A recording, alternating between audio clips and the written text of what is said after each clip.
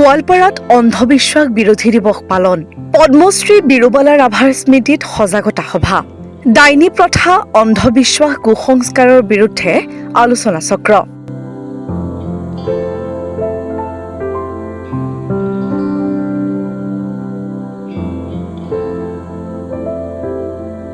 গোৱালপাৰা জিলা সমাজ কল্যাণ বিভাগৰ উদ্যোগত পদ্মশ্ৰী বীৰুবালা ৰাভাৰ প্ৰথম মৃত্যুবাৰ্ষিকীত অন্ধবিশ্বাস বিৰোধী দিৱস পালন কৰা হয়। ডাইনী প্ৰথা, অন্ধবিশ্বাস, কুসংস্কাৰ আদিৰ বিৰুদ্ধে আজীৱন যুঁজ দিয়া পদ্মশ্ৰী বীৰুবালা ৰাভাৰ 2024 বৰ্ষৰ 13 মে তাৰিখে পৰলোক প্ৰাপ্তি ঘটিছিল। অতি দৃঢ়মনা অক্লান্ত এগৰাকী মহিয়সী নাৰীৰ মৃত্যুৱে আমাৰ সমাজখনৰ বাবে এক অপূৰণীয় ক্ষতি।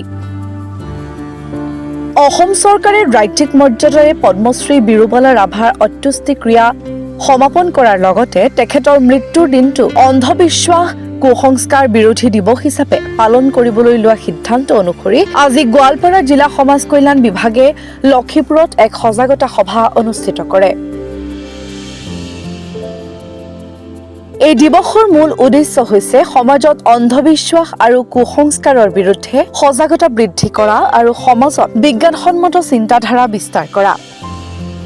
গোৱালপাৰা জিলা সমাজ কল্যাণ বিভাগৰ উদ্যোগত লক্ষীপুৰ সংহত শিশু বিকাশ কেন্দ্ৰত আজি আয়োজন কৰা এই অনুষ্ঠানত পদ্মশ্ৰী ডক্টৰ বীৰুবালা ৰাভাৰ প্ৰতিচ্ছবিত মালাৰ্পণ কৰি যশস্বী সমাজসেৱিকাগৰাকীলৈ শ্ৰদ্ধাঞ্জলি জ্ঞাপন কৰা হয়।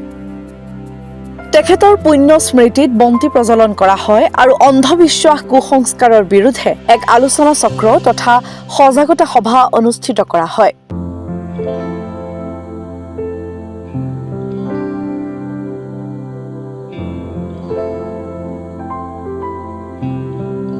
অসম মহিলা সমিতি ছ'চাইটি গোৱালপাৰাৰ ৰূপায়ণ গোটৰ প্ৰকল্পত সমন্বয়ক শ্ৰীমতী মামণি শইকীয়া অতিথি হিচাপে উপস্থিত থাকি স্বৰ্গীয় পদ্মশ্ৰী বীৰুবালা ৰাভাই ডাইনী প্ৰথাৰ বিৰুদ্ধে কিদৰে যুঁজ দিছিল আৰু কৰ্মৰাজিৰ ওপৰত ব্যাখ্যা আগবঢ়ায়।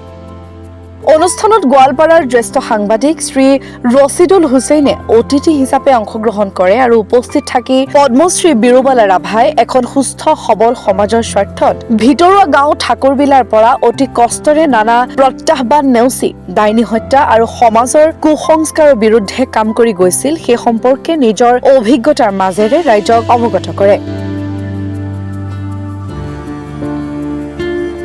সাংবাদিকগৰাকীয়ে সমাজৰ প্ৰতিগৰাকী নাৰীক একোগৰাকী যোদ্ধা বুলি অভিহিত কৰি সমাজৰ অন্ধবিশ্বাস, কুসংস্কাৰ আঁতৰ কৰাৰ ক্ষেত্ৰত প্ৰতিটো পৰিয়ালৰ নাৰীসকলে পদ্মশ্ৰী বীৰুবালা ৰাভাৰ আদৰ্শৰে আগবাঢ়ি আহিবলৈ আহ্বান জনায়। আজিৰ পৰা এমাহজোৰা কাৰ্যসূচীৰে জিলাখনত বিভিন্ন প্ৰান্তত সমাজ কল্যাণ বিভাগে অন্ধবিশ্বাস আৰু কুসংস্কাৰৰ বিৰুদ্ধে বিভিন্ন সজাগতামূলক কাৰ্যসূচী ৰূপায়ণ কৰিব বুলি উল্লেখ কৰে।